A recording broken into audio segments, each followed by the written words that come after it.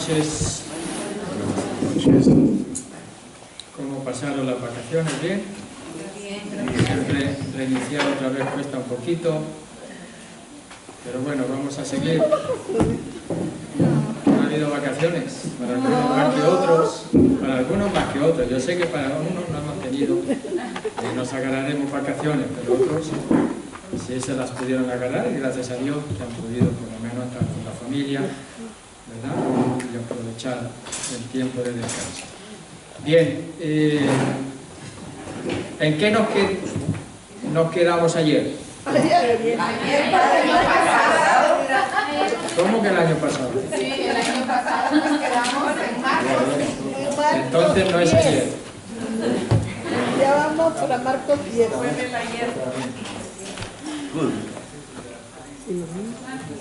Bueno, con la lección divina podía ser ayer, ¿no? Sí, pero Porque si se hace lección divina, sí, hemos hecho lección divina, pero con otras lecturas. con el Evangelio de San Marcos, capítulo 10, sí. Ya tocamos sobre el Evangelio de San Marcos, concluimos también el tema sobre el matrimonio en el plan de Dios, pero no desarrollado en todos sus aspectos, sino en el aspecto de la indisolubilidad, en el aspecto de la fidelidad, de la unidad entre el hombre y la mujer, en el aspecto de la igualdad.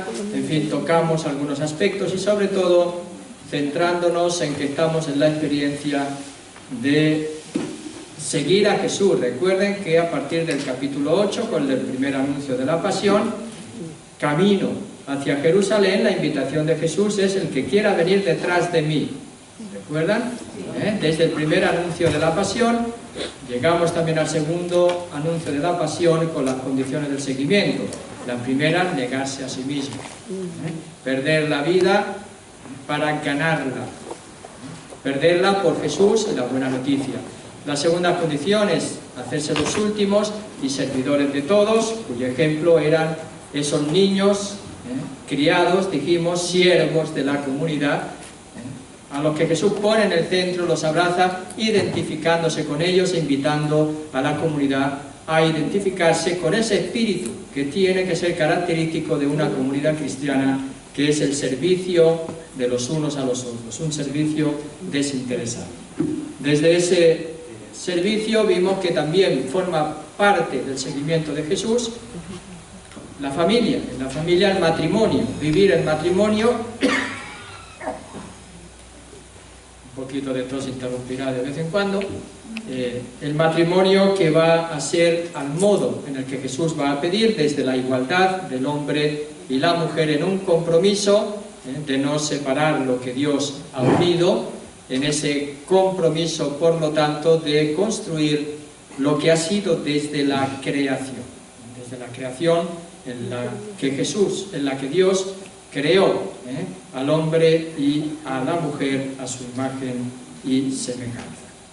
Ahora vamos a otro aspecto del seguimiento de Jesús importante y que también tiene una dimensión familiar, porque en este texto que vamos a leer en el día de hoy, que vamos a escuchar, que vamos a meditar juntos, sobre todo explicar, es un texto que se refiere a los niños que se acercan a Jesús y los discípulos se lo impiden, y sin embargo Jesús va a decir: no se lo impidáis, porque de los que son como ellos, o se hacen como ellos, es el reino de Dios. Y ahí también podemos ver algunos temas que son importantes dentro de este Evangelio y que a la hora de comentarlo muchos comentadores han visto ahí también una problemática que también está en las iglesias, no digo en nuestra iglesia, pero sí en otras iglesias cristianas, acerca del bautismo de los niños. Uno podrá decir: ¿qué tendrá que ver este texto con el bautismo de los niños? Pero si lo leemos entre líneas, podemos descubrir que sí se puede esconder algo de la problemática del bautismo de los niños ya en este texto, relacionándolo también con otros textos y haciendo la pregunta fundamental: si Jesucristo les dijo a sus apóstoles que le impedían a aquellos que querían llevarle a Jesús para que lo tocara, para que lo bendijera, Jesús les dice: no se lo impidan, y después él mismo los va a poner como ejemplo: si no impidan a los niños que vengan a mí. Ustedes se creen que hoy Jesús iba a decir que si queremos bautizar a unos niños, Jesús diría: no los bauticen, no los bauticen, déjenlos que se hagan grandes, y que cuando se hagan grandes ya decidan por sí mismos si quieren ser bautizados o no quieren ser bautizados. Esa es nuestra mentalidad de hoy, ¿verdad? El negar el bautismo de los niños ha surgido tardíamente dentro de la historia del cristianismo, sobre todo después, y no fue Lutero precisamente, ni Calvino, el que dijo que no había que bautizar a los niños, sino que fue un grupo que se llamaba los anabaptistas. Anabaptistas. Calvino, Lutero, estaban a favor del bautismo de los niños. Y por eso que se identifica, ¿verdad? Hoy no, los protestantes no quieren que se bauticen. No es cierto. ¿Qué tipo de protestantes? Entonces, ¿qué tipo de grupo dentro del protestantismo? Entonces sí, los baptistas están más inclinados a decir que no hay que bautizar a los niños porque es un acto de adultos y no de niños, porque el niño no puede responder con fe a Jesucristo, y por lo tanto, al no poder responder con fe, hay que esperar a que sea adulto. Pero la cuestión aquí viene a ser otra distinta, que lo iremos desarrollando. Vamos a empezar entonces, antes de desarrollar todos estos aspectos, con una oración, disponiendo nuestro corazón para escuchar la palabra de Dios, acogiéndola en el silencio, haciendo silencio interior y aprovechando, ya que venimos aquí, a no venir de cualquier manera y corriendo y así nos sentamos, escuchamos y nos vamos, sino que aprendamos también a dejar nuestras preocupaciones, aprendamos a dejar todo lo que traemos en el día de hoy, en esta semana, para estar con Jesús. Él nos va a hablar en su palabra, nos va a hablar en este mensaje de vida que nos quiere comunicar a través del Evangelio de San Marcos, y nos sigue invitando a seguirlo en el camino hacia Jerusalén. Y de nuevo nos va a poner y nos va a invitar a otra actitud fundamental del discípulo a través de este Evangelio, que está representada en esos niños de los que se hacen como ellos, es el reino de Dios. Entonces, ¿qué será hacerse como niños? Aparte ya del servicio, ¿verdad? Aparte de estar en los últimos puestos. Es la actitud fundamental, otra de las actitudes fundamentales del discipulado que en una comunidad cristiana tenemos que aprender para servir en el Espíritu de Jesús como discípulos y discípulas. Dejemos que Jesús venga a nuestra vida.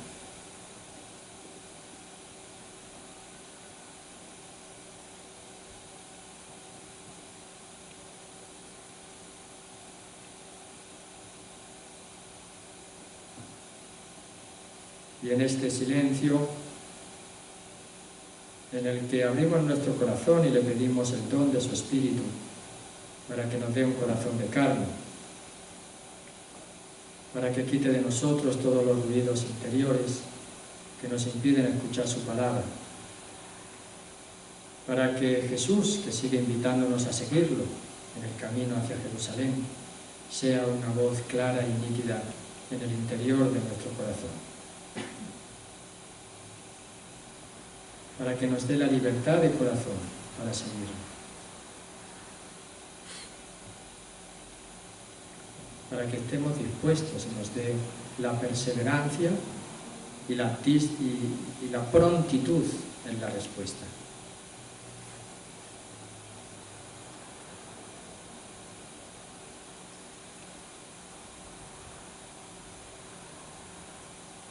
Y sobre todo en el día de hoy, como veremos, para que sepamos abandonarnos a Dios, que viene a nuestra vida por medio de Jesucristo, en el don del Espíritu Santo.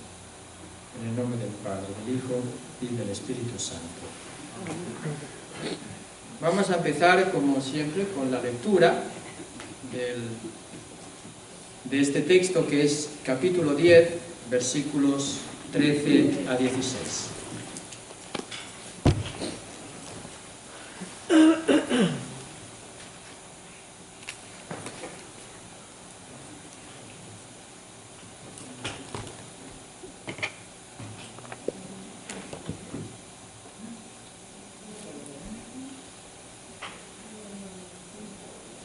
Ahí está el texto en la pantalla, y los paralelos también en el Evangelio de San Mateo y en el Evangelio de San Lucas. Este mismo texto, en el capítulo 10 de San Marcos, se encuentra también en el capítulo 19 del Evangelio de San Mateo, 13-15, y Lucas 18-15 a 17. Evidentemente, el Evangelio de San Juan, ya sabemos que sigue otra estructura, no forma parte de los evangelios que se llaman ¿cómo? Sinópticos. Ah, qué bien, ya eso ya se lo aprendieron bien desde hace tiempo, que se llaman los sinópticos. Más o menos. ¿Y por qué se llaman sinópticos? Porque son similares. Porque son similares, ¿eh? Son similares. No del todo es la respuesta adecuada. Ay, Manuel. Comencemos No es del todo la respuesta adecuada. Es porque, ¿Tomaron como base Marcos? sí, tomaron como base Marcos, no solamente Marcos, en la teoría de las dos fuentes también, Q también, y cada uno la fuente propia, ¿no? Son tres fuentes en el fondo, Marcos, Q y la fuente propia. Pero, ¿por qué se llaman sinópticos? Sí, porque son similares, pero no es la respuesta. Recuerden, sinopsis es una vista de conjunto. Es una vista, o sea, si se les pone en paralelo a los tres, en una vista de conjunto siguen la misma estructura. Dependen, se ve la dependencia del uno y del otro en la estructura que hay en los tres evangelios. Por eso, de una vista de conjunto, ahí viene una sinopsis, viene esa sensación de esa misma estructura que les da el nombre a los evangelios de sinópticos. Bueno, eso es anecdótico, ya lo explicamos en la introducción, ya sé que hace muchos años que lo explicamos, pero a mí me gusta repetir lo que ya hace muchos años, para que también vaya, a base de la repetición también se puede saber y se puede ir asimilando.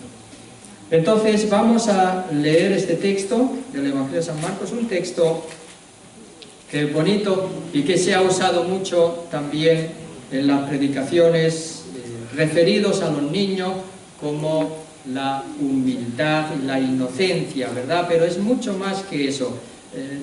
En la antigüedad los niños no se caracterizaban por su inocencia. Su inocencia es decir, mira qué inocencia tienen, ¿verdad? Que tienen la verdad en la boca, dicen la espontaneidad del niño, ¿verdad? Pero hay una espontaneidad mucho más profunda que veremos, y que es una actitud básica del niño de dependencia. Veremos que esa actitud básica de la dependencia del niño del padre y de la madre, que es la que está reflejada en este hacerse como niños, de que no recibo, de recibir el reino de Dios como lo recibe un niño.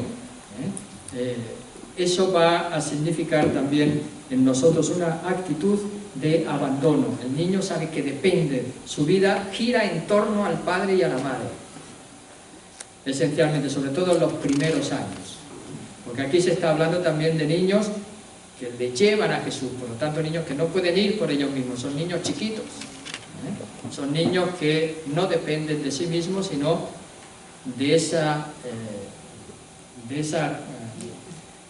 no solamente guía, de ese cuidado, esa es la palabra exacta, de ese cuidado del padre y de la madre. Entonces, capítulo 10, versículos 13 a 16. Y la gente le traía niños para que los tocara, pero los discípulos les reprendían. Pero cuando lo vio, Jesús se indignó y les dijo: dejad a los niños que vengan a mí, no se lo impidáis, Pues de personas como ellos es el reinado de Dios. Os aseguro, amén, que quien no reciba el reinado de Dios como un niño, no entrará en él. Y tras cogerlos en brazos, los bendecía imponiéndoles las manos.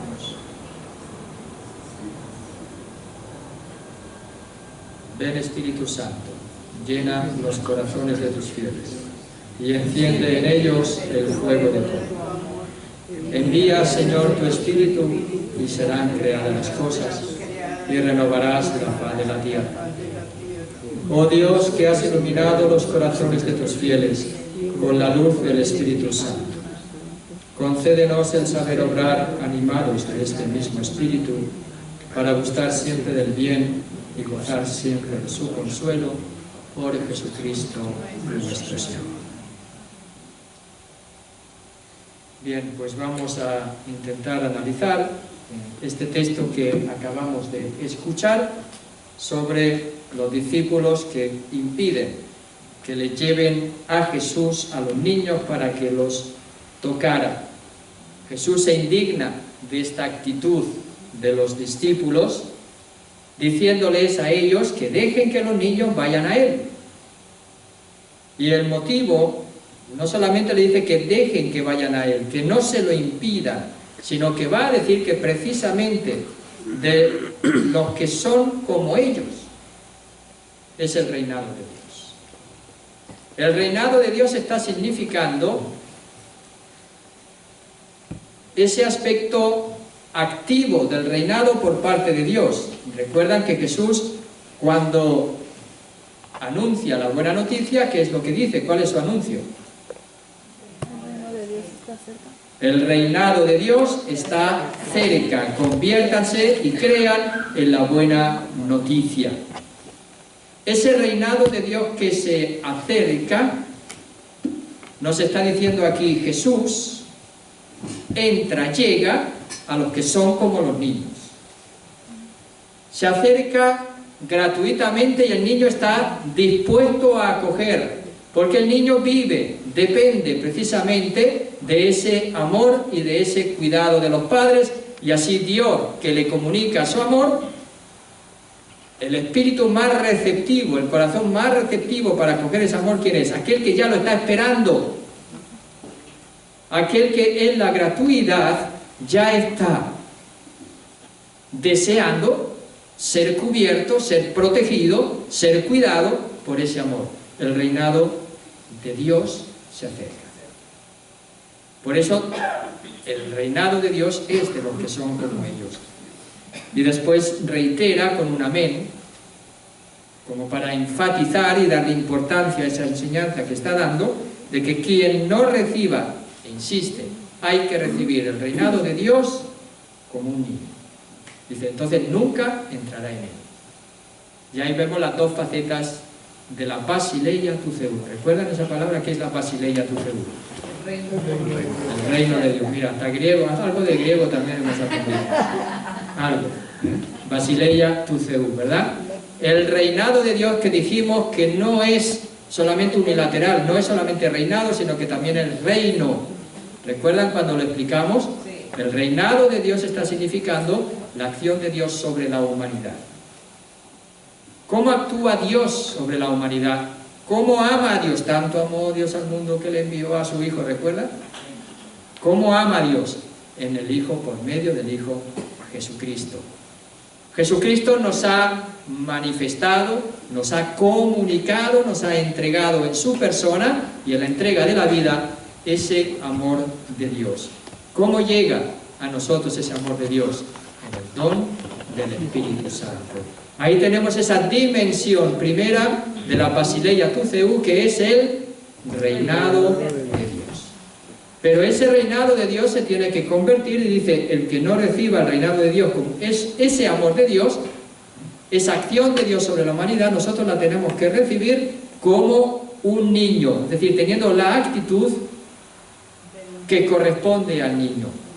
Pero ese reinado de Dios tiene que convertirse también en un entrar en el reino.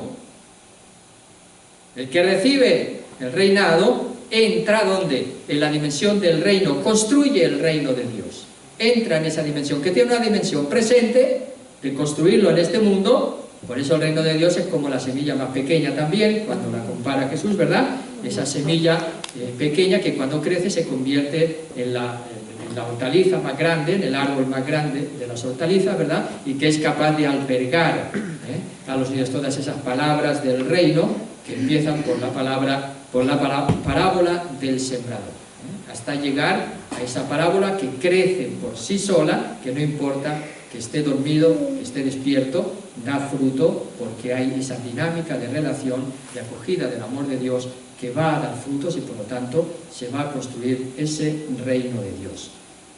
¿Qué es el reino de Dios? Pues el reino de Dios es esa realidad que se construye por aquellas personas que acogen en su vida el reinado de Dios. Y ahí tenemos que Jesús nos está dando las condiciones para acoger ese reinado. No solamente hace falta convertirse y creer, sino que hay que tener una actitud interna que se tiene que asemejar a la actitud de los niños, que es a lo que nos está invitando Jesús en este Evangelio. Y después dice que tras cogerlos en brazos, los bendecía poniéndoles las manos, es decir, Jesús se identifica con los niños y les comunica su poder. A ellos o los que son como ellos es el reino de los cielos, de Dios, ¿verdad? Entonces, ¿qué va a hacer Él? Se identifica con ellos en la bendición, pero a la vez le está diciendo, ellos forman parte y han entrado en el reino de Dios, porque Jesús también los bendice. Los coge en brazos, se identifica con ellos y los bendice poniéndole las manos, es decir, un signo de la comunicación del Espíritu Santo. Por eso muchos han visto también en este texto un esquema bautismal. Y no dado precisamente a adultos, sino a los niños. De este texto directamente dicen no se puede extraer directamente como primer sentido que se está refiriendo al bautismo de los niños. Como primer sentido dentro del contexto del Evangelio de San Marcos, ya lo hemos dicho, es una actitud que corresponde, que es necesaria al discípulo, al que está dispuesto a seguirlo en sus condiciones, y que ahora nos está diciendo que una de las condiciones para seguirlo, y por lo tanto entrar a formar parte del reino de Dios, porque hemos acogido su amor, es acogerlo como lo acoge un niño. Vamos a decir, ese es el sentido fundamental de este texto que hemos escuchado. Vamos ahora a desglosarlo. Ya lo he explicado todo, ¿no? Pues vamos a desglosarlo un poquito y ahí vamos a decir por qué, cómo tiene también este texto, cómo lo va explicando, distintas interpretaciones que se han podido dar y también de dónde viene esa característica bautismal que algunos le han querido dar a este texto y que yo creo que también puede tenerla. ¿Por qué no? ¿Por qué no? Porque dentro de lo que es que los niños se acerquen y la gracia y la salvación viene por medio de la fe en Jesucristo, pero también no se realiza en nosotros sino por medio del agua y del Espíritu. Hay que nacer de nuevo por el agua y el Espíritu. Y este texto, aunque no hay agua de por medio, sí hay comunicación de la vida, de la energía, de la potencia y el poder de Jesús, que es su Espíritu Santo. Entonces vamos a ver en este texto, en la primera parte, una primera interpretación del texto que dice, ¿quiénes son los niños?, se preguntan algunos. Esos niños que llevan a Jesús y que los discípulos quieren impedir que le lleven a Jesús a esos niños. ¿Hay algún relato que hayamos escuchado nosotros en el Evangelio de San Marcos donde los discípulos también le querían impedir algo a alguien? Cuando les estabas hablando a los paganos que tenían hambre y que le dijo que los despachara a su casa. No, eso, no se lo quieren impedir. O sea, que los discípulos le impiden a alguien a hacer algo que estaba haciendo en nombre de Jesús. Pero es que expulsaban demonios. Que estaba expulsando demonios en su nombre. ¿Recuerdan? Jesús que les dijo que alguien que expulsa demonios en mi nombre no puede estar en contra de nosotros. Pero se lo impiden porque no es de los nuestros. Recuerdan que ese era el motivo. Entonces se quieren apoderar de Jesús. Esa actitud de exclusivismo del mismo Jesús y de la misma gracia que Jesús comunica. Aquí también, dicen algunos, los discípulos le impiden a unos que se acerquen a Jesús. Por lo tanto, ¿a quién se está dirigiendo? Se está dirigiendo, dicen algunos, a aquellos que entraban a formar parte dentro de la comunidad y eran nuevos, pero no eran o no tenían la misma mentalidad que los judaizantes. Vamos a decir que eran aquellos provenientes del paganismo, dicen algunos, que querían entrar a formar parte de la comunidad de Jesús, pero había algunos judaizantes que no los dejaban hasta que por lo menos no hayan asimilado su misma mentalidad. Algunos dicen eso, eran los nuevos integrantes de la comunidad cristiana que no vienen del judaísmo. A estos tuvieron los discípulos dificultades para hacerlos entrar parte en la comunidad del reino. Es una de las interpretaciones que se ha dado. La dificultad de abrirse el evangelio ¿a quién? A los paganos, a los gentiles. Celebrábamos la semana pasada la fiesta de la Epifanía, y justo ya desde la Epifanía se nos está revelando que Dios viene para todos los pueblos. Es el Emmanuel, Dios con nosotros, no solamente con el pueblo de Israel, decíamos, sino con todos los pueblos de la tierra. Vienen de Oriente, los magos para adorar.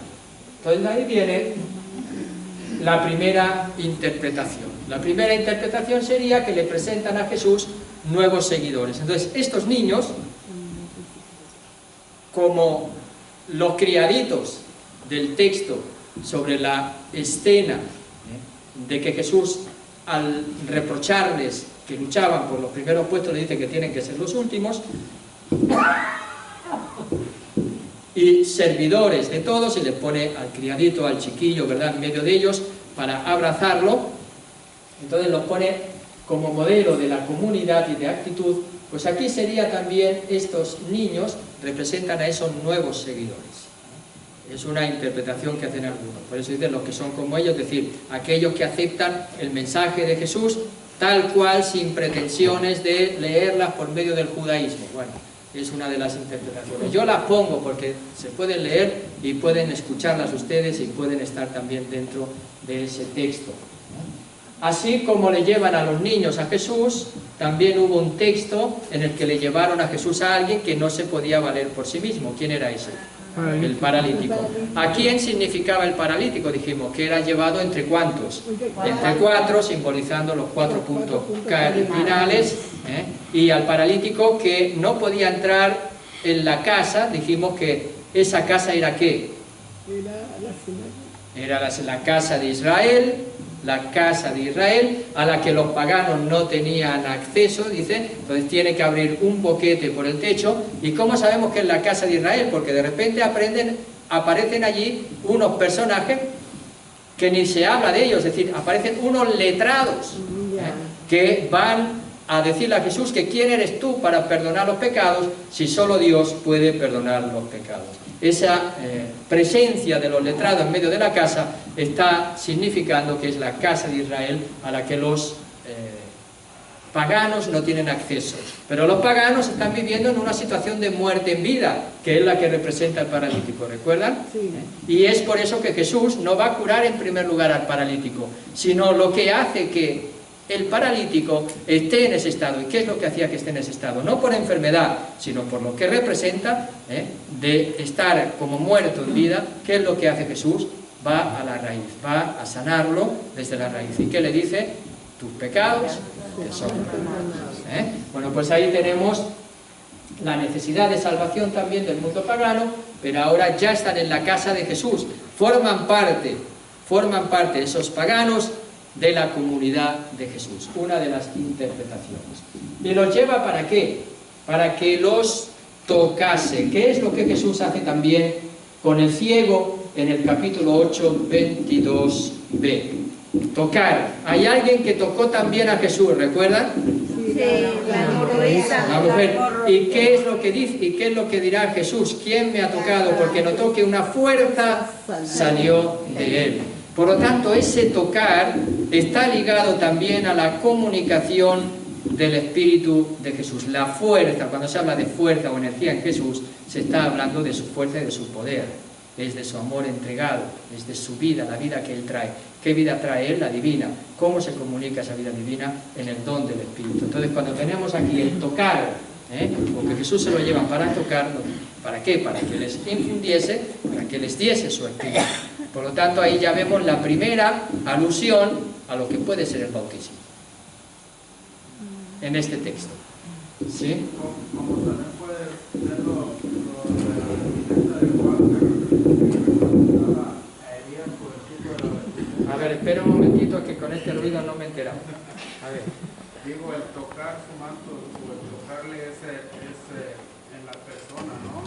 El manto de Elías. Que hacía Juan cuando lo proclamaba, que venía con el manto o con la vestidura de Con la Elías. vestidura de Elías.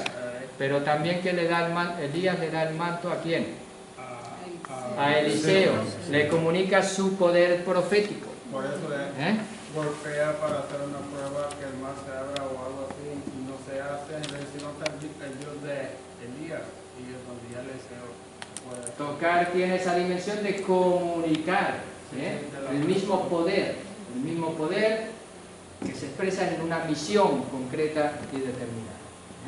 Por eso esa connotación está en el texto, y nosotros cuando hablamos de tocar no lo percibimos tanto como está presente en el Nuevo Testamento o en la cultura, porque dice que llevaban a los niños, no dice quién los llevaba, ¿verdad?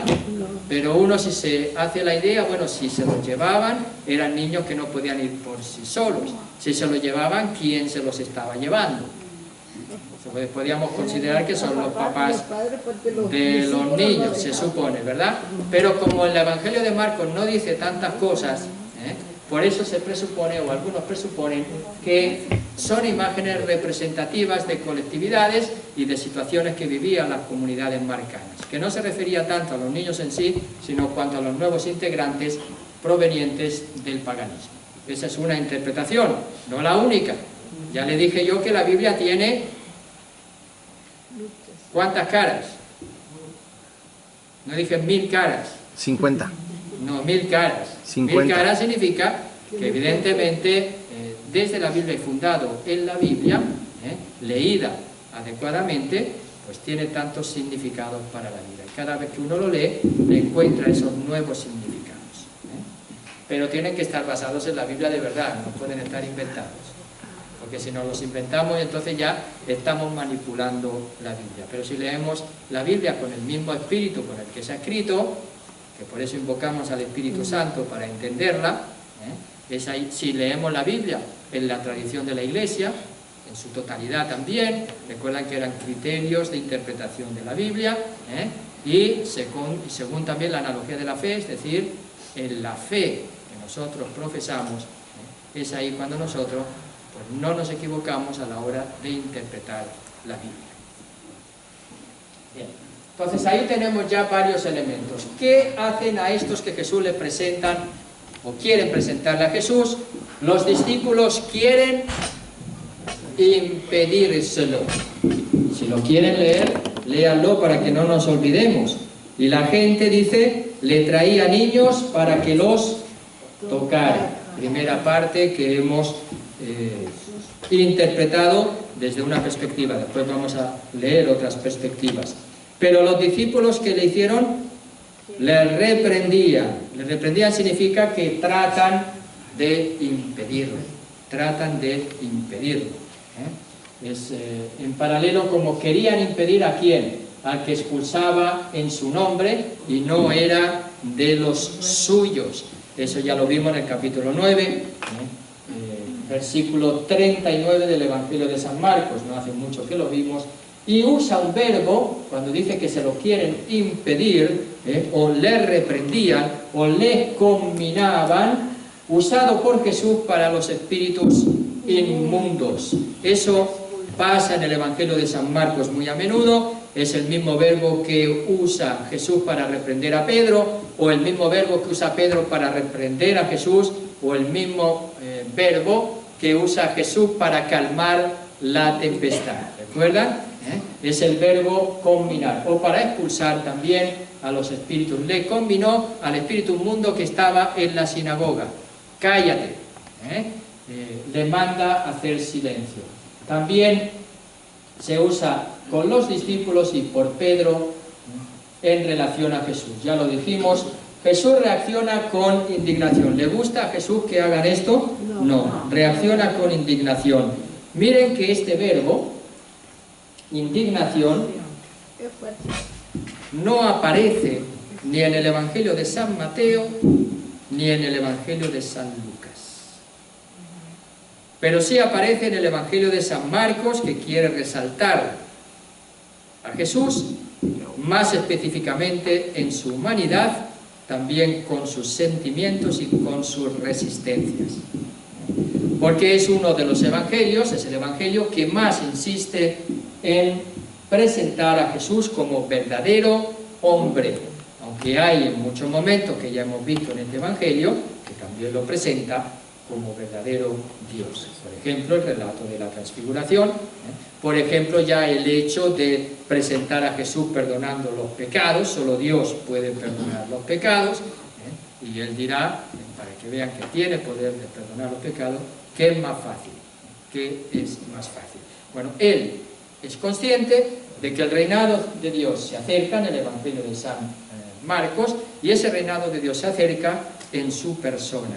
Por eso va a llamar y va a invitar a sus discípulos a seguirlo, porque en relación del seguimiento del discipulado, en la actitud que tienen hacia Él, se van a jugar la entrada en el reino de los cielos, que es lo que va a decir en este Evangelio. ¿Quién puede pretender esa característica o esa relación con alguien sino alguien que está diciendo que es Dios? ¿Quién puede pretender esa relación tan absoluta, tan única, sino Dios mismo? Por eso siempre, y hay una frase que a mí me ha gustado, la escuché y creo que que corresponde exactamente al reto de Jesús, al reto que pone Jesús a los seres humanos, porque no tenemos más remedio delante de Él que decidir si creer o no creer en Él, y decidirlo desde una óptica demasiado importante, porque Jesús, o decidir creer o no creer, es solamente dar dos respuestas. El que decide no creer no tiene más remedio que decir Jesús era un impostor y un farsante. Así de sencillo. Porque si decide acogerlo en su vida y acoger su mensaje, no tiene más remedio que decir lo que Jesús dice era verdad, es verdad, sigue siendo verdad, y por lo tanto solo Dios puede decir esas cosas que Jesús decía, aunque las haya dicho de una manera humana. Ante Jesús no hay nada más que una doble alternativa. O es Dios o es un farsante. No hay otra. Porque si no es Dios, es un farsante. No puede pretender que se le siga en las condiciones en las que Él nos está pidiendo que lo sigamos. Solo Dios puede pedir eso. Y lo puede decir conscientemente de que esa es nuestra vocación, de que esa es nuestra felicidad, de que esa es nuestra relación humana. Y Jesús nos va a enseñar ese camino humano para decirnos que solo en la aceptación de la voluntad del Padre nos realizamos nosotros en lo que Dios nos ha creado. No sé si me estoy explicando en ese paréntesis que he hecho en la vida, porque a veces nosotros cuando nos ponemos y nos presentamos ante Dios, a veces no le damos la seriedad que tiene. Es serio creer en Jesús. Es serio creer en Jesús. Porque creer en Jesús significa, sí, tú eres Dios. Y si tú eres Dios, yo tengo que hacer lo que tú me pides. No tengo otra. Desde mi libertad, ¿verdad? Y no me convences tú solamente porque me lo exiges. Ahora me lo pides. Si quieres venir, si quieres seguir detrás de mí, venir detrás de mí, ¿qué tienes que hacer? Coge tu cruz cada día, ¿verdad? Toma tu cruz cada día y sígueme, niégate a ti mismo, pierde tu vida, no quieras ganar el mundo, sé de los últimos, hazte el último y el servidor de todo. Ahora me va a decir, confía plenamente en mí de una forma gratuita y acoge la gracia que te comunico. Pero eso es el capítulo 8 del Evangelio de San Marcos, que es la experiencia del discipulado, ¿verdad? Pero ¿qué ha hecho antes y qué hemos hecho antes del capítulo 8 de San Marcos? Durante 8 capítulos que hemos estado durante 3 o 4 años, hemos visto que Jesús no nos pide tanto la exigencia a seguirlo y cargar la cruz para seguirlo hacia Jerusalén, sino que nos ha dicho que Dios me ama, que Dios viene a mi vida, que yo lo tengo que acoger en mi vida, que cuando yo lo acojo se va a realizar y se está realizando en mí una experiencia de liberación, expulsión de demonios, curación de enfermos, liberación de la esclavitud de la ley, liberación de las concepciones falsas de Dios, que Él va realizando en mi vida.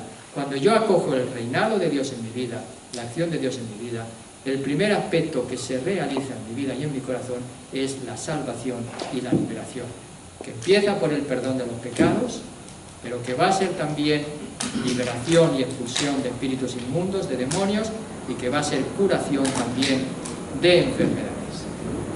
Creo que ese aspecto, que en primer lugar viene a mi vida como un don, ahora, a partir del capítulo 8, se está convirtiendo en seguimiento, en respuesta, estando dispuestos a seguirlo.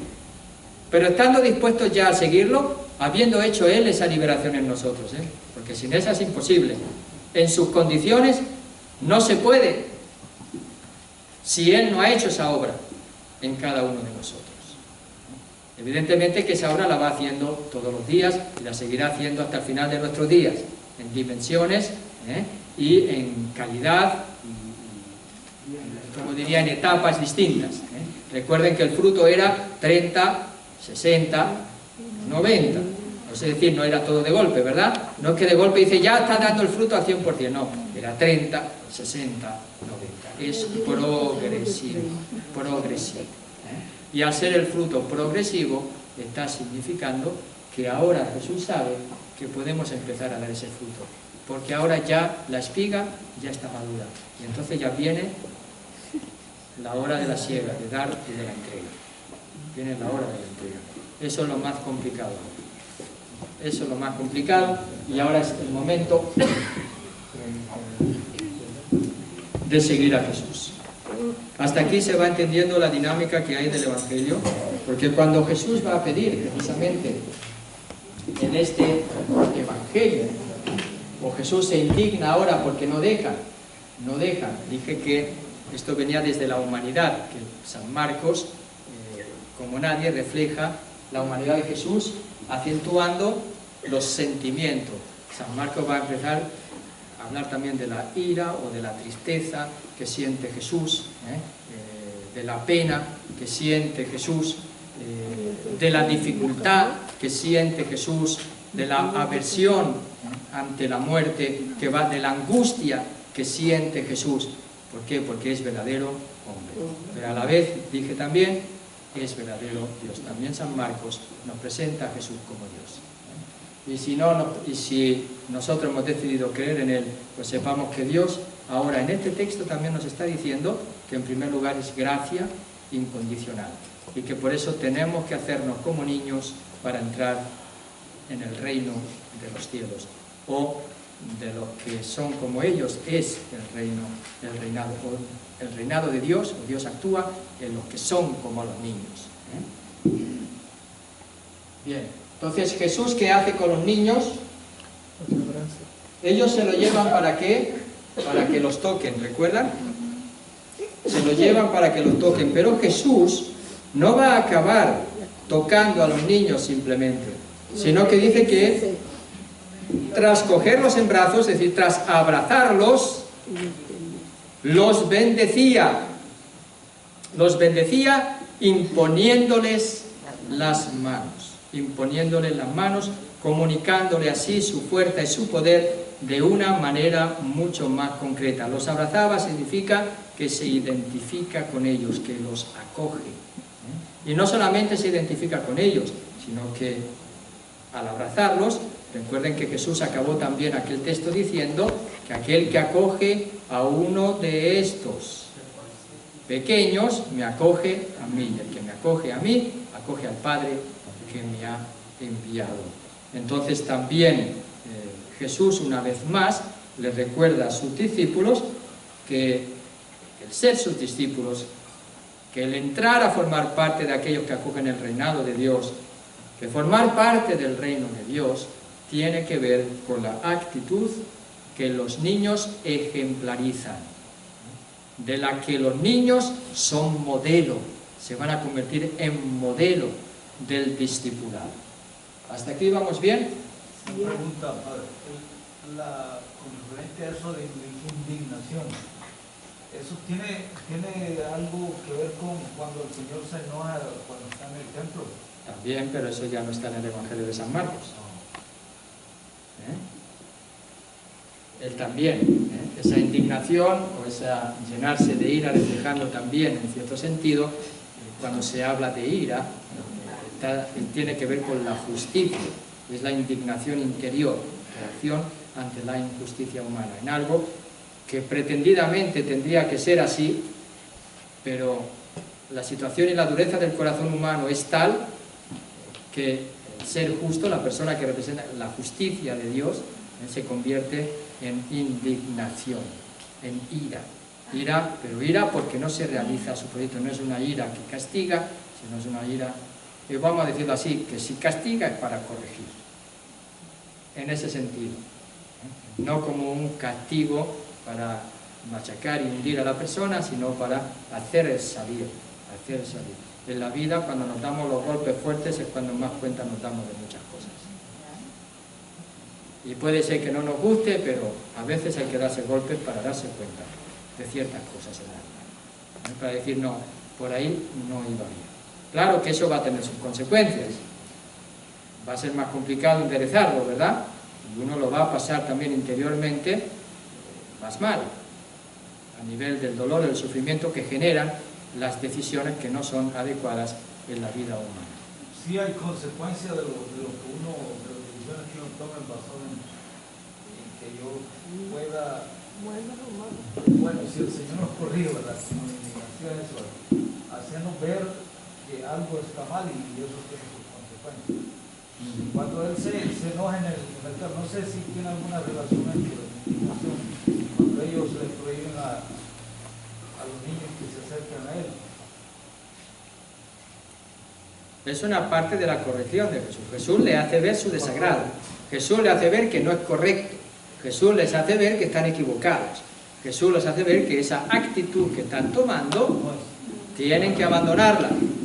Que no pueden ser discípulos suyos si no abandonan esa actitud de supremacía sobre los demás y de dominio, porque es una actitud de dominio sobre los demás. Entonces, ese enojo de Jesús o indignación de Jesús está representando que o la enseñanza que Él está dando es una enseñanza que hay que tomársela en serio, que es fundamental, que no atenderla es grave dentro de una comunidad, y que si no atendemos esa enseñanza que viene a partir del gesto de la indignación de Jesús, que nos va a enseñar la importancia de esa actitud que está representada en los niños, pues no vas a ser su discípulo en sus condiciones, serás discípulo en las tuyas, pero eso indigna a Jesús, porque eso no es lo que quiere Jesús. Jesús quiere que su comunidad se destaque por el amor de los unos a los otros. Va a seguir siendo pecadora siempre, ¿verdad? Pero va a tener que tener este punto de referencia siempre para su conversión personal y comunitaria. Nunca tiene que olvidar esto. Es importante, forma parte del ser cristianos y de una comunidad cristiana. Nos quiere subrayar la importancia que le da Jesús a que los niños se acerquen a Él y que la actitud, por lo tanto, de los seguidores de Jesús no es adecuada. Por lo tanto, a quienes Jesús abraza y bendice, dice algún autor que también son aquellos nuevos seguidores de Jesús que estaban dispuestos a seguirlo, pero no en la ideología del judaísmo, sino en las nuevas condiciones que Jesús les da, de servicio, de ser los últimos, de negarse a sí mismos, etcétera, etcétera. Ellos son los que han entendido, pero no, vamos a decir, no filtran esas condiciones de Jesús o ese Jesús Mesías con las categorías judaicas nacionalistas de supremacía y de dominio sobre los demás. Serían como los no provenientes del judaísmo, que sí están acogiendo las condiciones del discipulado. En otras palabras, ¿ellos pretendían decirle a Jesús? No, estos no te van a seguir con la pureza que nosotros podemos seguirte, porque nosotros venimos del pueblo elegido. Ellos que vienen del paganismo no pueden pretender que ya están entendiendo lo que Jesús les está enseñando, mientras que nosotros nos da reprimendas continuas. Porque no entendemos, porque tenemos ya una imagen de Dios preestablecida, de una tradición muy fuerte, de una cultura muy fuerte, de una historia en la que esa teología, o decir, esa consistencia de ser pueblo de Dios elegido, pesaba mucho. Y eso es lo que Pesaba nos pasa a mucho. nosotros, Padre. Por eso nos cuesta, porque venimos con unas tradiciones. Todos venimos con ideas de Dios, asumidas en nuestra vida, en un momento determinado, y que no se han asumido en una experiencia de discipulado y de encuentro con Jesucristo. Se han asumido en unas sociedades tradicionalmente cristianas o católicas.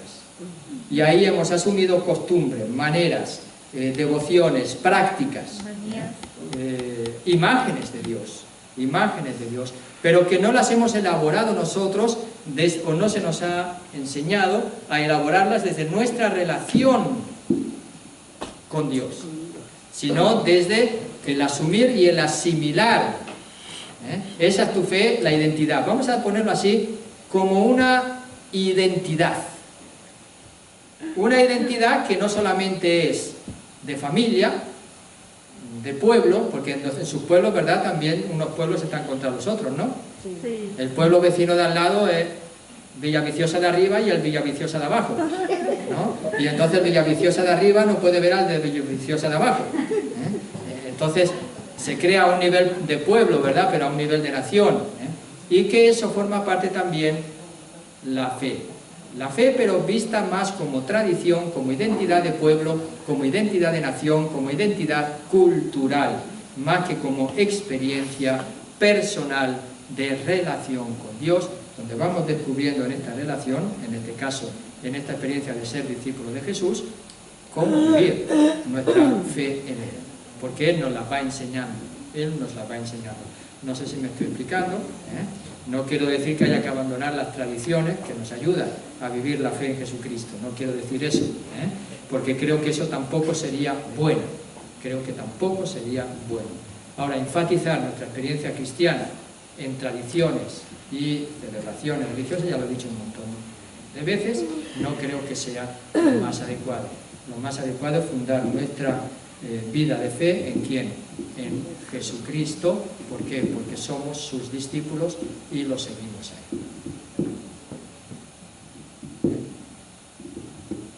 Seguimos, porque esto tiene mucha... Si no, no acabaremos nunca en un texto tan pequeñito, Y no creo... Ya nos alargamos, ¿verdad? Normalmente, pero creo que vale la pena a partir del texto ir sacando conclusiones. Entonces, vamos a seguir al versículo 13, versículo por versículo. Ahora hemos hecho un pantallazo a un nivel de interpretación y ahora desde versículo por versículo vamos a escuchar o ver otros niveles o otras interpretaciones de este texto. Se llevaba a los chiquillos, ¿para qué? Para que los tocase, los niños, para que los tocase.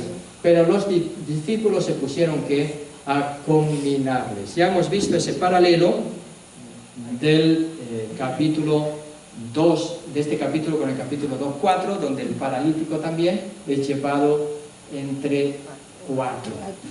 Y no eran precisamente, no formaban parte de los 12, sino que no podían o no tenían cabida en la casa de Israel. Es decir, los paganos pueden representar, ¿verdad? También desde el paralelo de tocar al ciego o la mujer con flujos de sangre. Hemos hablado de esos paralelos que también se pueden relacionar con este texto en el sentido de Jesús, que les comunica su fuerza, les comunica su poder, les va a comunicar sí el reinado de Dios, el amor de Dios. Y ese es el deseo de recibir su fuerza de vida, que va a ser ¿quién? El Espíritu Santo, el Espíritu Santo. Desde 9:37 ya aparecen también el que acoge a uno de estos niños, me acoge a mí, ¿verdad? Ellos lo combinan pretendiendo monopolizar el seguimiento a su estilo propio, como Pedro en 8:33. Los niños quieren ir a Jesús, pero ¿qué hacen ellos? No, como le dijo Jesús, como le dijo Pedro, ¿a quién? A Jesús, cuando anunció que tenía que ser entregado, iba a morir. ¿Qué le dijo Pedro a Jesús? No puede ser, lo combina también, dice, no puede ser que el Mesías muera, porque si no, no es el Mesías que nosotros esperamos. Al ser chiquillos, dice, cumplen las condiciones del seguimiento. Este autor, que lo interpreta de esta manera, lo sigue interpretando como los últimos y los servidores. Pero yo creo que este texto da un paso más, un elemento cualitativo y a nivel de condiciones del seguimiento, unas actitudes nuevas y distintas a las que son esas del servicio y de los últimos puestos. Son actitudes más de abandono y de dependencia y por lo tanto de acogida gratuita, incondicional del amor de Dios en nuestra vida también. El niño es el que acoge al Padre y el amor del Padre y la Madre sin pedirle nada, porque depende de ellos. Acoge simplemente lo que los padres le dan. También lo malo, ¿verdad? Lo acoge. Hágase a lo bueno, lo acogen. ¿Por qué? Porque les toca, no pueden hacer otra cosa. Después empezarán ya a reaccionar de una manera u otra y aprenderán, irán aprendiendo a cómo elaborar, desarrollar su autonomía, su libertad y su personalidad. Pero en un principio, sí, desde ellos, con una estructura básica, acogen. Pues esa es la actitud que Jesús nos va a pedir también. Si no acoges en la actitud del niño el reinado de Dios, es decir, sin condiciones, si no dejas a Dios venir a tu vida como Él quiere venir, pues no entras en el reino de los cielos. Si le pones tus condiciones, si le pones tus maneras, si les pones tus esquemas, si les pones tus gustos, si les pones tus deseos, pues es ahí que no lo dejas venir a su manera. Tienes que acogerlo como Él quiere venir a tu vida. La disposición.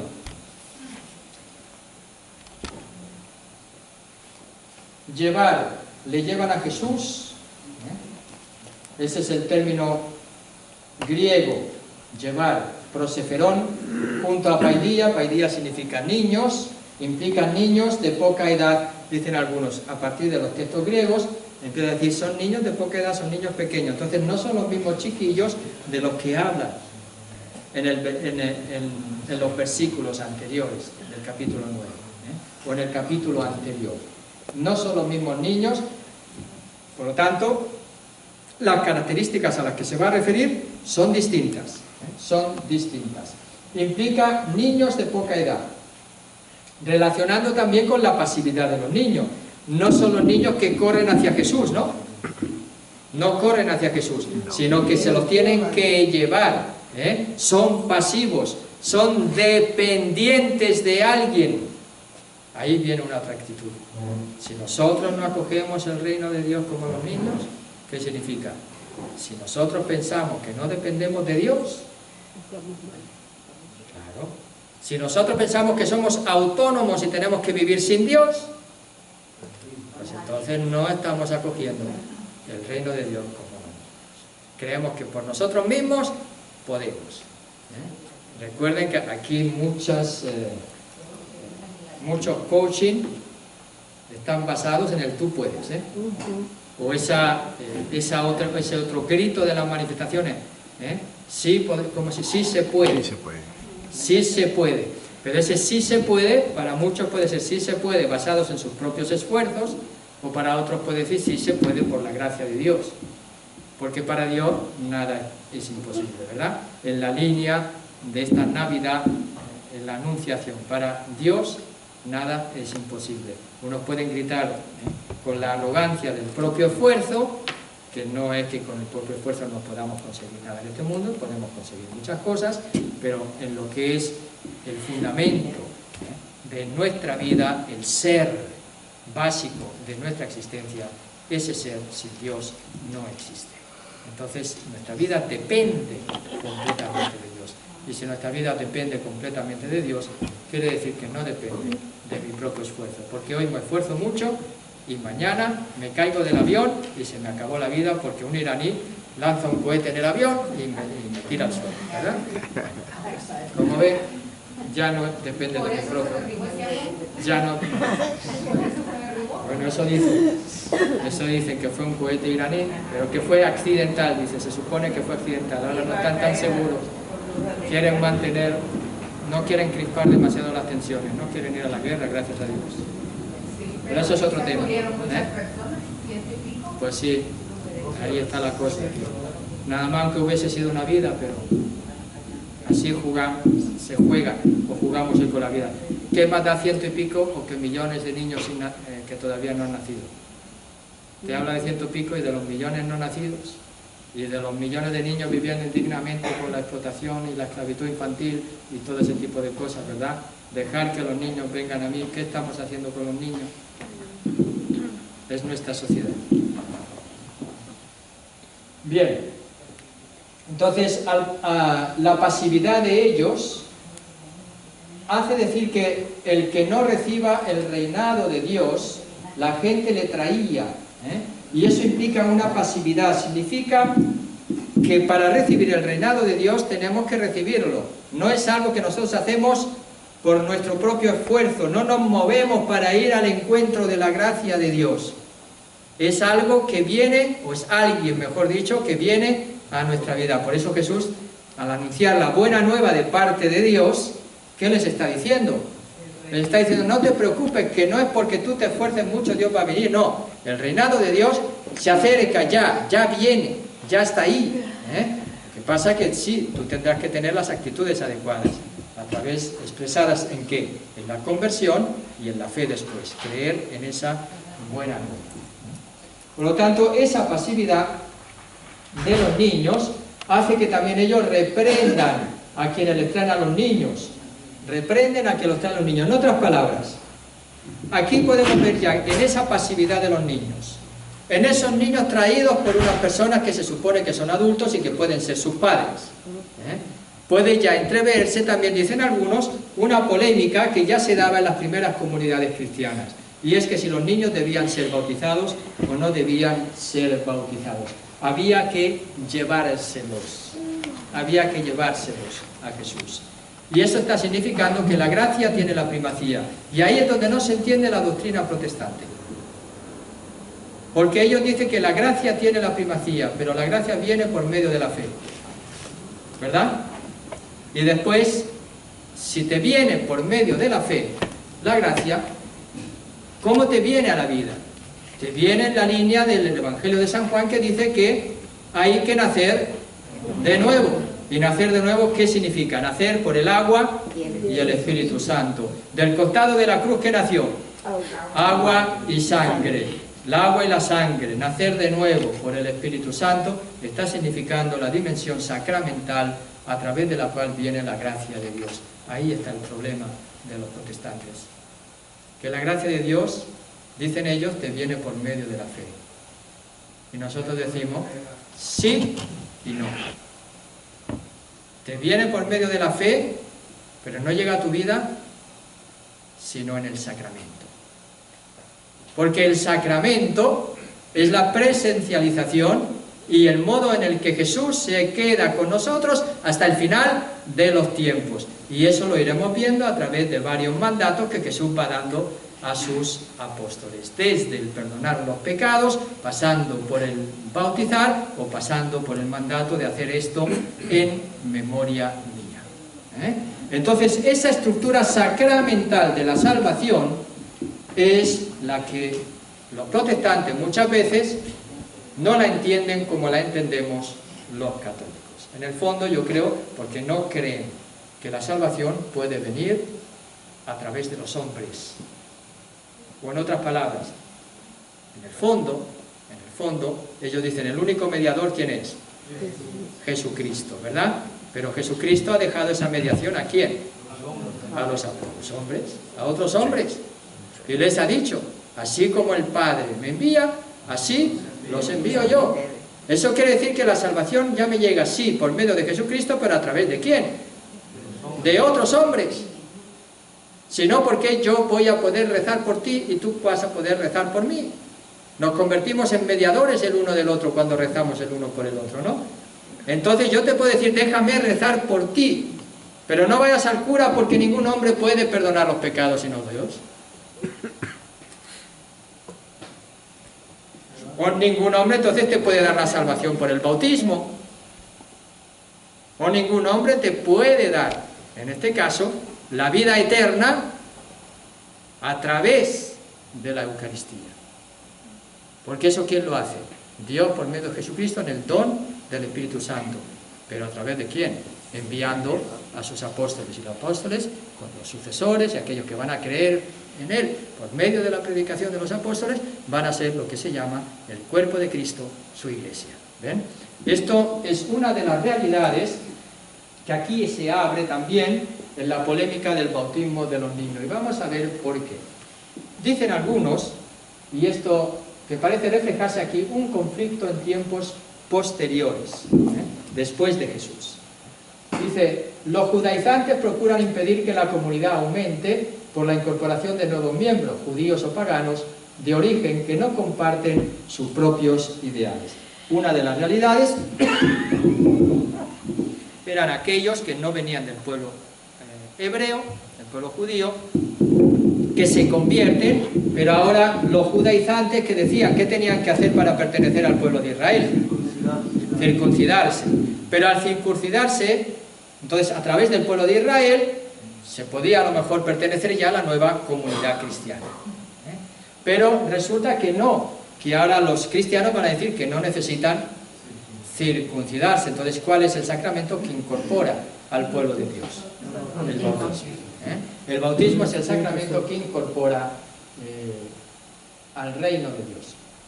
Dice, es extraño, vamos a ver por qué eso va a ir poquito a poco esbozándose cómo esta problemática del bautismo de los niños también se puede entresacar y entrever en este texto, pero no es el mensaje fundamental. El mensaje fundamental, ya hemos dicho, corresponde al seguimiento de Jesús, a una actitud básica para seguir a Jesús, y esa actitud básica para seguir a Jesús es la actitud de dependencia y de abandono y de saber que nuestra vida gira y tiene que girar en torno a Dios, como la vida del niño gira en torno a los padres, cuando todavía no pueden valerse por sí mismos.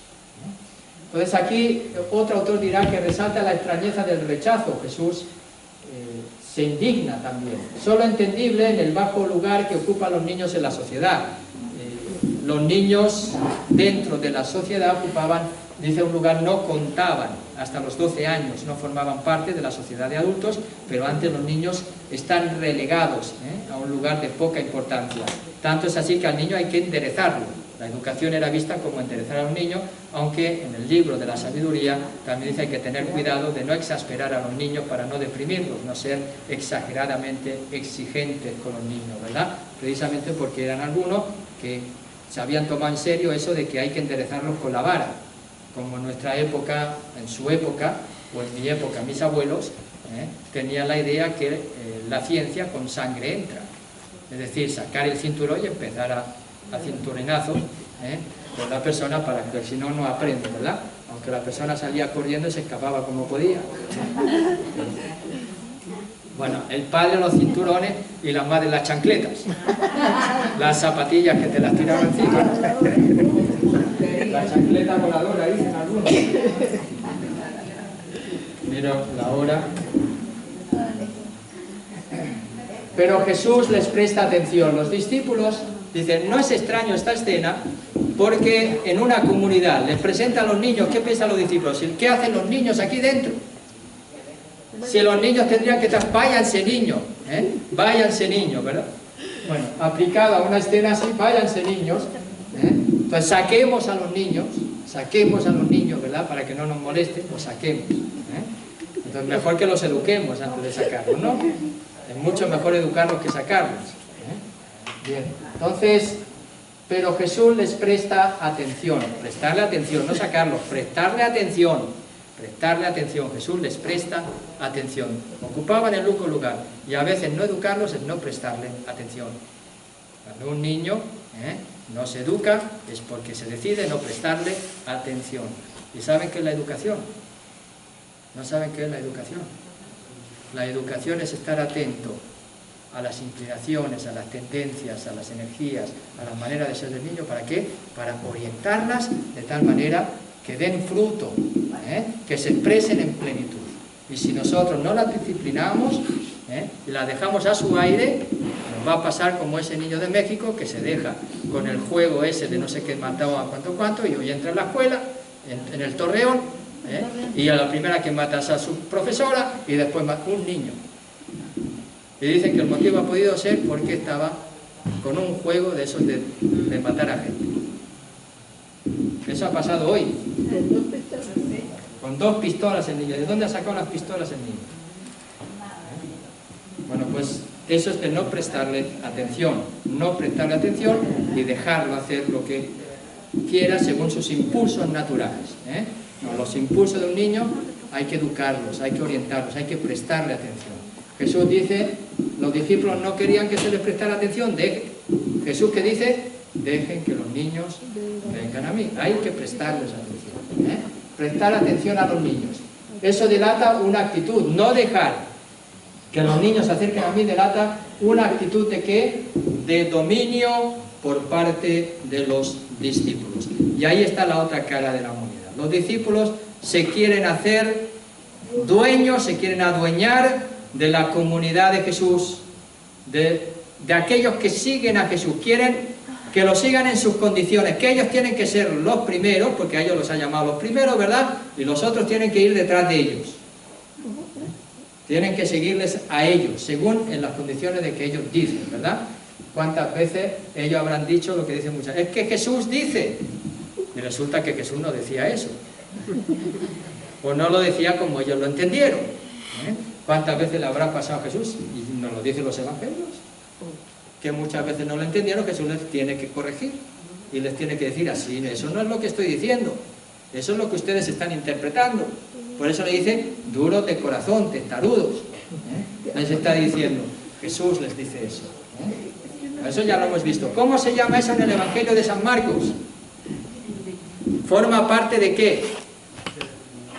De lo que San Marcos... No dice San Marcos eso, pero los que han estudiado San Marcos dicen que hay un hilo conductor en el Evangelio de San Marcos. ¿Cuál es ese hilo conductor? Dígalo alto. El secreto mesiánico, ¿verdad? El secreto mesiánico. Y parte de ese secreto mesiánico es la incomprensión de los discípulos. Entre otras cosas, ¿verdad?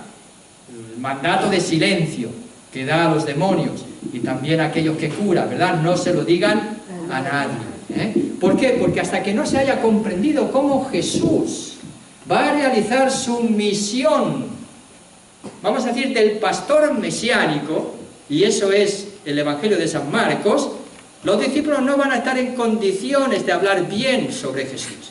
Por eso dice el secreto mesiánico, es para que no confundan al Mesías con un líder político, nacionalista, religioso, que quiere venir a renovar las instituciones a la fuerza o al modo de la instauración o restauración del pueblo de Israel, restaurando también la dinastía davídica.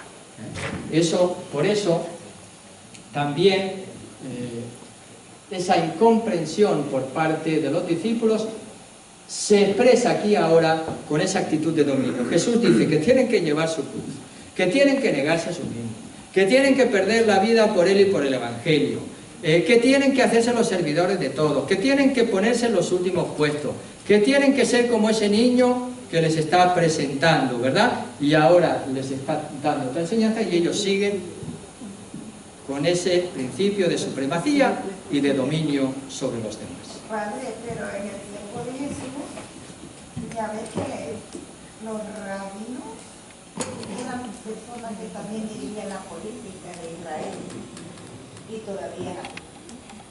Bueno, el rabino en tiempo de Jesús todavía no existía. Bueno, El maestro.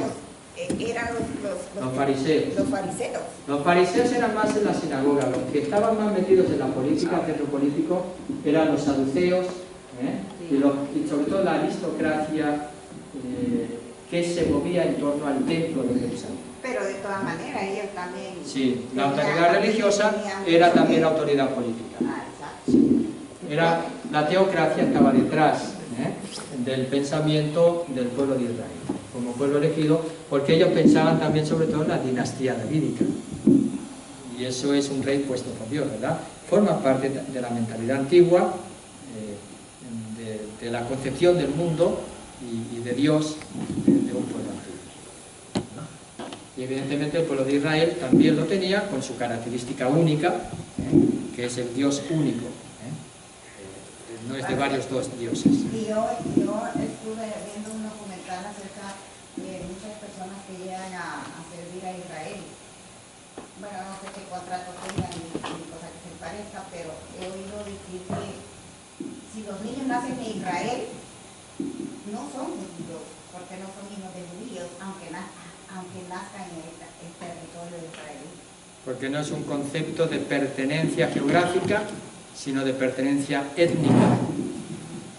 Pero eso yo para mí, yo creo que para nosotros el concepto de pertenencia a una nación es haber nacido en ese país, ¿no? Por eso. Como dice, bueno, tal vez no tengan la religión de ellos. mis bisabuelos fueron mexicanos. Yo no estoy viendo lo que lo están haciendo como una etnia, sino como una discriminación en contra del extranjero, o tal vez porque no está en su religión. Por eso mismo, porque es por eso mismo que tiene una concepción de la etnia, de la raza y del ser pueblo elegido. Y a ellos los une el ser descendientes de Abraham. Y ser descendiente de Abraham y en cierto sentido de las 12 tribus. Ni siquiera Dios mismo nos ha discriminado de esa manera. No, pero ya lo sé. Concesión. Bueno, yo no he vivido en el tiempo de ellos. ¿Y usted por qué hace por esto?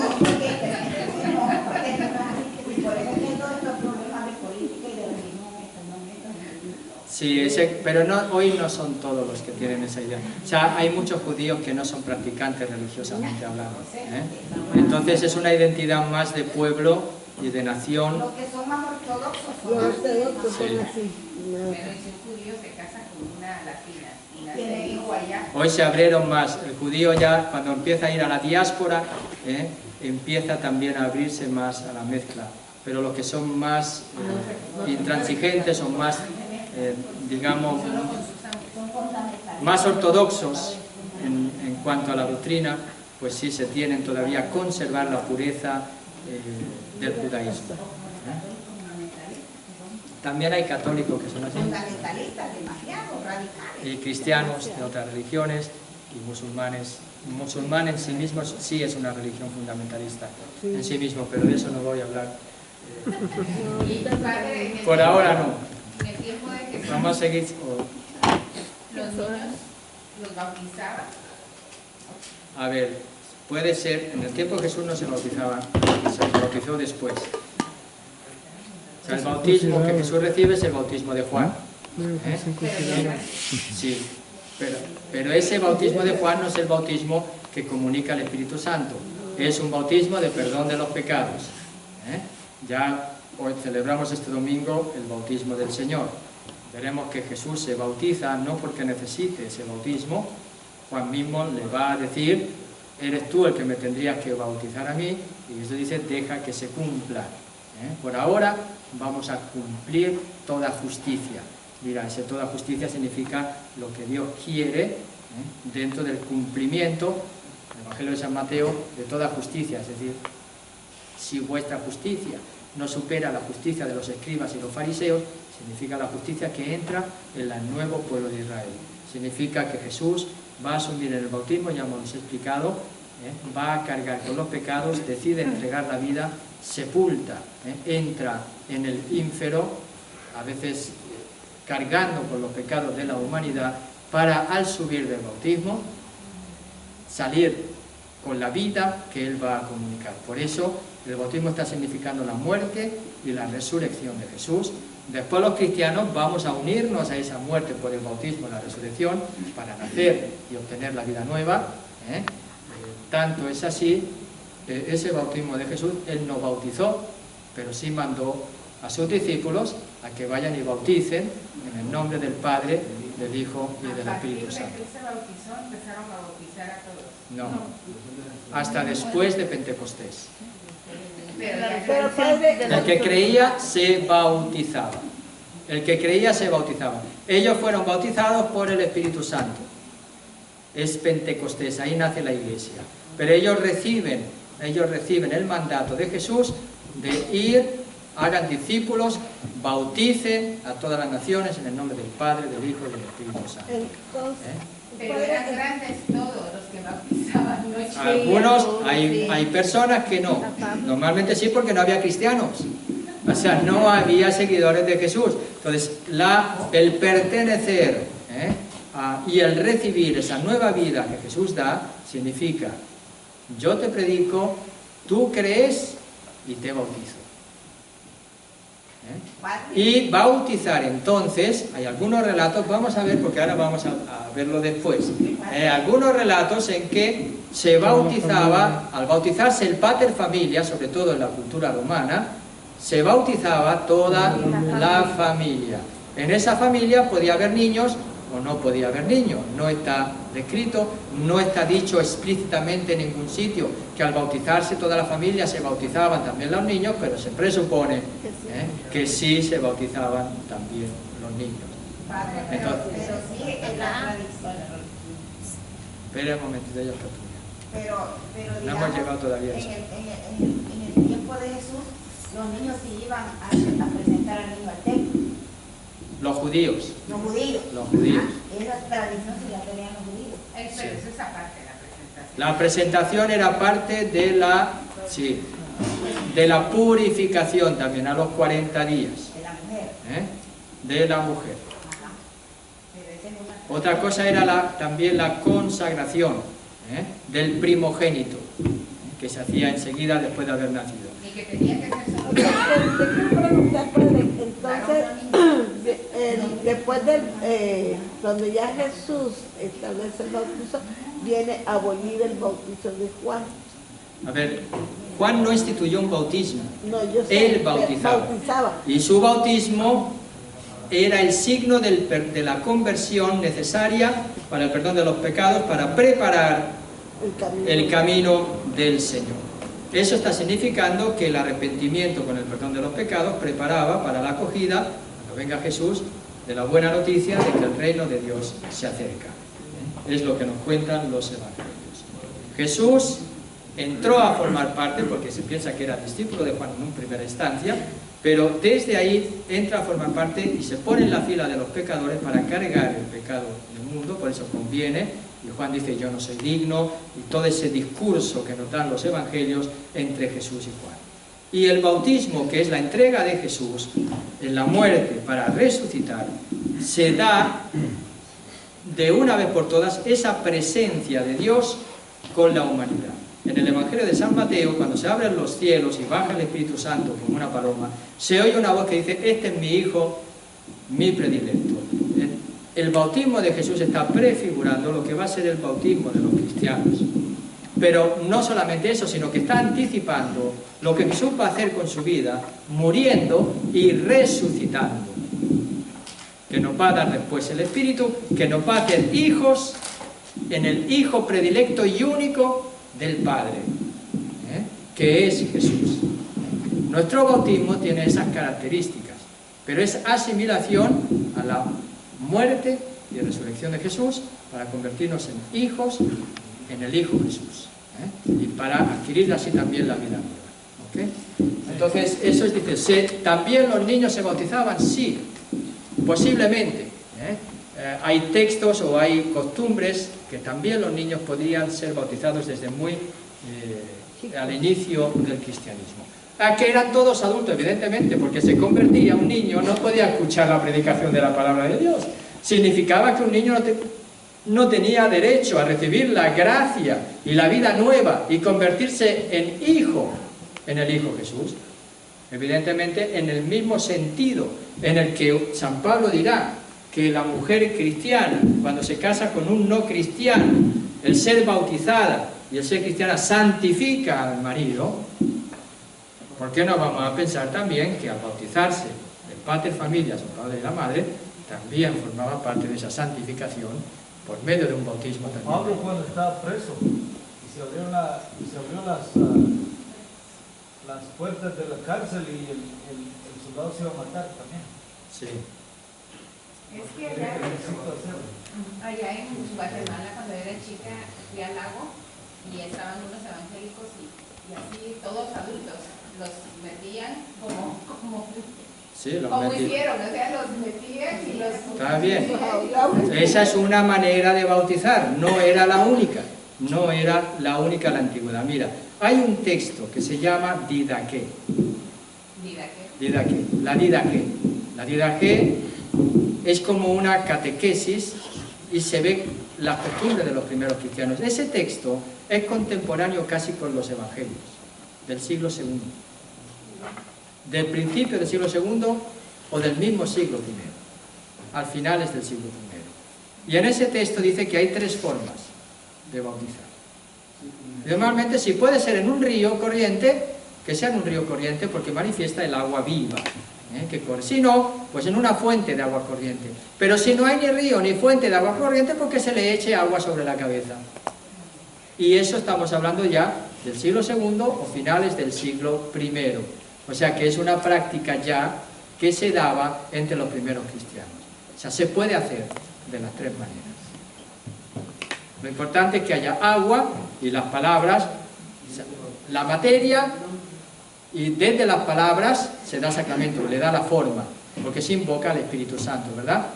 Yo te bautizo en el nombre del Padre, del Hijo y del Espíritu Santo. ¿Cuál es la materia? El agua.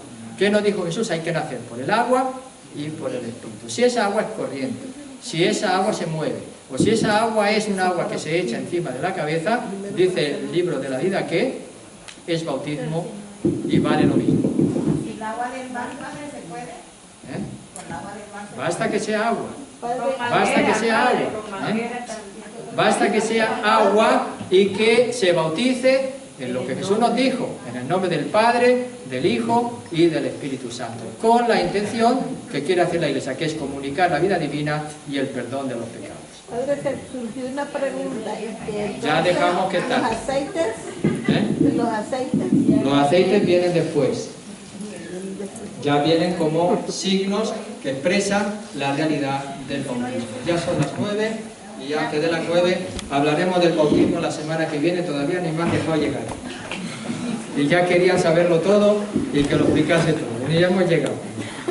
Y además este texto no habla directamente del bautismo. Ya lo he dicho, no habla directamente del bautismo, sino que se ha interpretado, se ha visto que si Jesús, como un apoyo más a aquellos que dicen que sí, que se puede bautizar a los niños, si Jesús reprende a los discípulos y les dice dejen que los niños se acerquen y los pone como modelo de la actitud para acoger, entonces ¿qué más condición puede tener un niño para recibir el bautismo, que es el modo en que viene a nuestra vida el amor de Dios entregado por medio de su Hijo Jesucristo en el don del Espíritu Santo? En el bautismo es la gracia que empieza a desarrollarse en el niño. En el adulto el bautismo es la respuesta de la fe. Pero es siempre la gracia que viene a nuestra vida y la salvación por medio de Jesucristo, de Dios Padre, por medio de Jesucristo en el don del Espíritu Santo. El adulto ya puede responder. El niño hay que prepararle el terreno para que esa gracia que ha recibido en el bautismo dé su fruto cuando sea adulto. ¿Ven? Es distinto el bautismo en el niño que el bautismo en el adulto, a nivel de lo que realiza y cómo tiene que educarse y cómo tiene que cuidarse. Es distinto. pero siempre es comunicación de la gracia de Dios que viene a nosotros, que nos da Dios Padre por medio de su Hijo en el don del Espíritu Santo. Y recuerden que también se dirá que para que haya salvación, sin el bautismo tampoco hay salvación. Recuerden que ya dijimos del bautismo de los párvulos. ¿Se necesita el bautismo para la salvación? Sí. Sí. ¿Significa eso que los niños o las personas que no se han bautizado no se salvan? No. Así es el cristianismo muchas veces. Ya he dicho que en el cristianismo es Dios uno, es Dios tres, pero no es tres como es uno. Es uno y son tres personas, ¿verdad? ¿Jesucristo es verdadero hombre? ¿Jesucristo es verdadero Dios? Eso es el cristianismo. No es blanco y negro, muchas veces hay colores intermedios. Sí, no, pero eso no niega que haya otras posibilidades. ¿Se salva a uno por medio de Jesucristo? ¿Significa eso que el que no cree en Jesucristo no se salva? No necesariamente. No necesariamente. ¿Y eso es nuestra fe? El que no cree en Cristo es anticristo. De una forma culpable, de una forma consciente, de una forma culpable, de una forma consciente. Dentro del Vaticano II ha sido muy claro que algunos han dicho que hay fe explícita y fe implícita. Pero como le queda el último recurso, que aunque ya se vaya muriendo y en ese momento se arrepiente, hay personas en esta vida que nunca van a poder creer en Jesucristo. ¿Son agnósticos? No van a poder por su condicionamiento cultural, religioso, de identidad. Es decir, no van a dar ese paso nunca, a no ser por una gracia extraordinaria de Dios. Y muchas personas son así. Pero en el último momento de la vida, evidentemente, a quien se encuentren, a quien es, a Dios. Y ahí sí le van a dar su adhesión. Porque a lo mejor se han dado cuenta que en su vida, aunque no lo hayan conocido, le han dado adhesión a Dios. Porque han seguido su recta conciencia. Su recta conciencia. Entonces ahí se pueden dar cuenta de que esa recta conciencia que ellos seguían en su vida, ese era Dios en sus corazones. Oiga, padre, pero yo he oído decir a un señor que Dios no existe, ni Jesucristo, ni que nunca existió. Así dice ese señor. Pues hay muchos que dicen Ese es anticristo.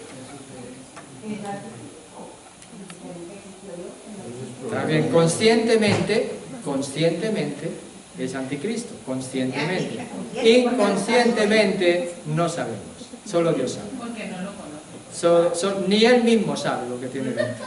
Entonces cuando él descubra de verdad lo que tiene dentro, veremos a ver qué es lo que dice. Entonces eso dejémoslo a Dios, ya no nos toca a nosotros, ¿verdad?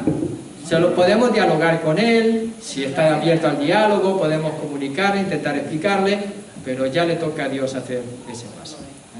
Así que gracias en el nombre del Padre, del Hijo y del Espíritu Santo. No se vayan, por favor, que tenía algo que comunicarles, aunque sea rápido. Te damos gracias, Señor, por todo lo que nos comunicas. Danos ese espíritu del niño. Danos esa posibilidad de saber que nuestra vida depende de ti, de hacernos como niños. Quítanos y no nos dejes caer en la tentación de la excelencia, del dominio, de la supremacía, del creernos los dueños, sino que de verdad sepamos que solo tú eres nuestro dueño y que así como tú eres nuestro dueño, aquí estamos simplemente para ser canales de tu amor, de tu gracia y de tu don a los demás. Gracias y danos tu Espíritu para que nos haga entender todas estas cosas en el nombre del Padre, del Hijo y del Espíritu Santo. Amén.